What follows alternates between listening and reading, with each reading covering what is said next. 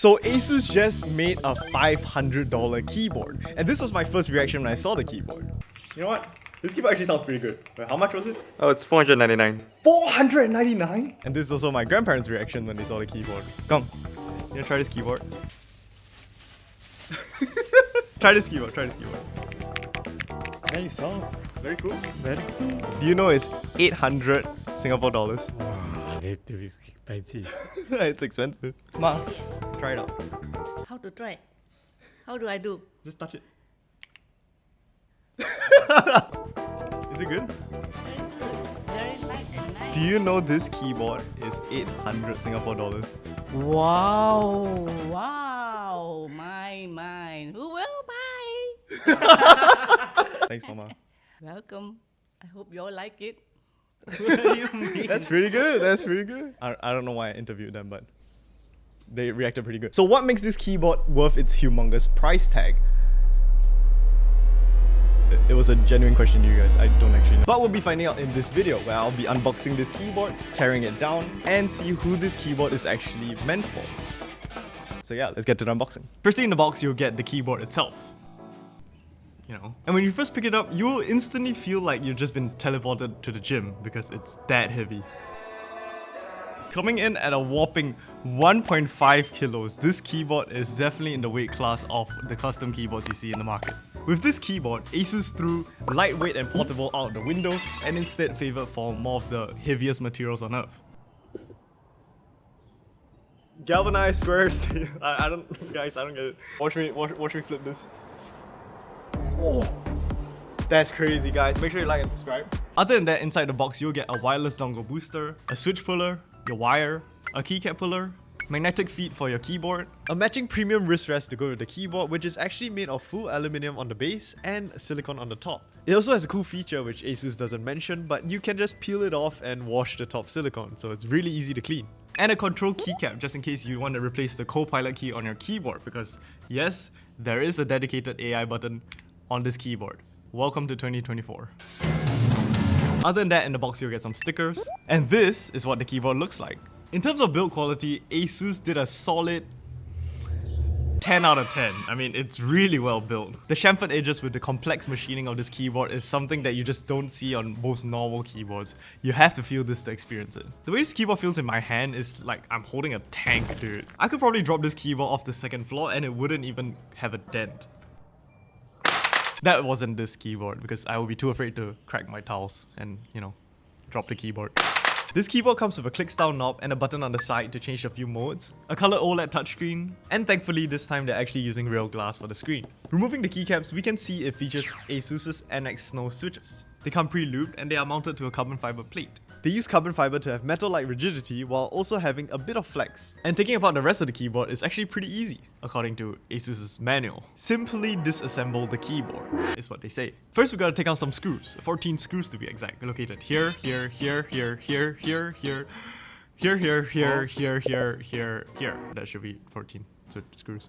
And following the next step on the manual, disassemble. I wish that was as simple as it was. To be fair, you can actually remove the top plate of the keyboard and access the insides without actually removing any of the keycaps and the switches, which is actually pretty neat. You'll be thankful to Asus because normally, you know, when we do it in the keyboard hobby, it is not that simple.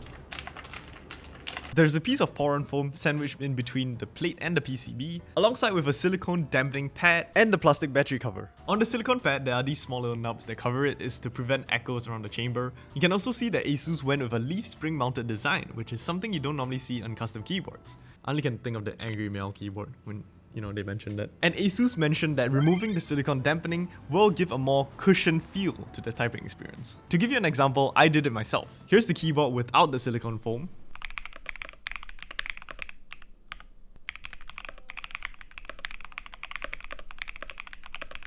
Here's the keyboard without the plastic cover.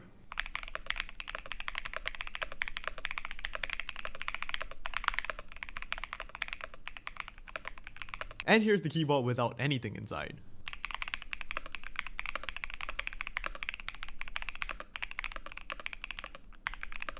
And the keyboard sounds pretty good, but I think we can do a little better. So I put in some HMX caramel pudding switches, and honestly I couldn't really tell much of a difference. I'm not even gonna lie.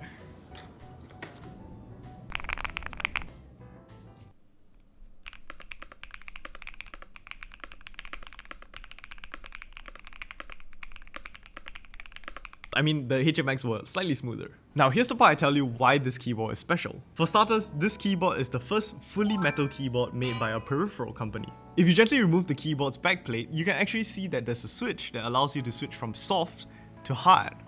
What does that mean? Well, this keyboard actually allows you to change its typing feel on the fly. Okay, let me explain this in a better way. Inside the keyboard, you can actually find this huge plastic plate which pushes the silicone dampening foam up and down to, change the typing feel. It's pretty minimal, but it's still really cool. I've never seen this done in any other custom keyboard before, at all. So, Asus, you're the first one to do this.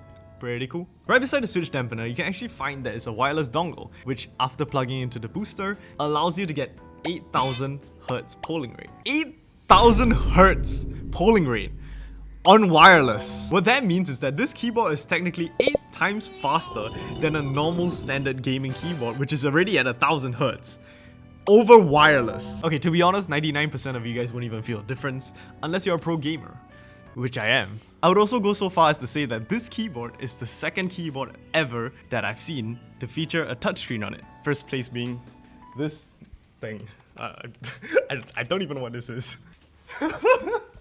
I forgot how stupid this keyboard looks like. We did not talk about this keyboard. The OLED screen can feature fully colored GIFs on it, and it's really fun to mess around with. The old Azoth could only do black and white, but now this one, full color baby, we're going RGB, CMYK, LGBT. It really does give a whole different personality to this keyboard. This screen can also do other things like display your battery percentage, your keys per second, which is pretty good for rhythm gamers, PC info like your temps of your GPU or CPU, your current song that you're playing, and the date and time. You can also change all this by double tapping the screen and swiping around. Now we must address one big problem, one that every keyboard enthusiast will pretty much hate with this keyboard. And you'll notice it the moment you take off a single switch. And that problem would be north-facing switches. Really, Asus? You spent billions of dollars on R&D on this keyboard, all to just come up with north-facing switches? Like, seriously, you couldn't have just like swapped it around, turn it one around. Hi guys. Okay, this was a bit to transition to this next part of the video where I go and explain to you guys why north-facing switches are still a thing. Reason being that the LEDs on the north-facing switch are top side and not bottom side, because if you have the LED on the bottom side, your switch is not gonna light up, resulting in a keycap which looks like this. So yeah, now you know why north-facing switches still exist. Back to the video. Now, maybe the average keyboard enthusiast may get angry over this because they won't be able to put their fancy GMK keycaps on this, but honestly, not many people really cares about it. And that also brings me to my next point. Who is this keyboard for? It's definitely not for the hardcore enthusiasts in the keyboard scene. If you're watching this and you're a keyboard enthusiast, chances are you already have a keyboard in front of you which costs more than your house.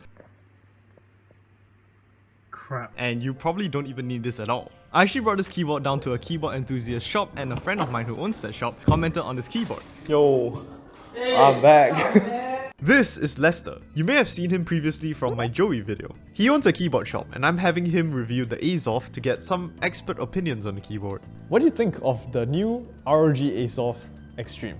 Oh shit, So that okay. is the Azoth. These are stock. Whole keyboard stock. Not bad for stock steps. Yeah, it's pretty good for stock steps.